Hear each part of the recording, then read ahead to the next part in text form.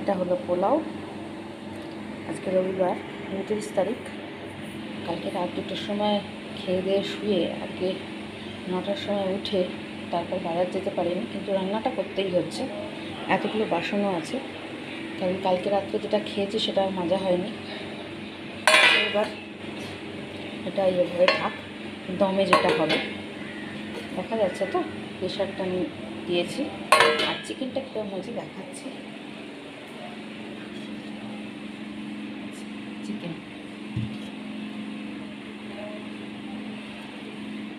চিকেনের প্রিপারেশন আর রাত্রের জন্য দেখিয়েছি যে ঝাল আর বরবটি ভাজা হয়ে গেছে।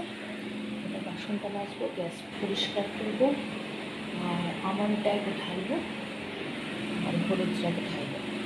মোটামুটি 3টে 15, আমার হিসাবে এটা 3:30 বাজবে করতে। তাহলে কাজকর্ম সেরে ফেলি।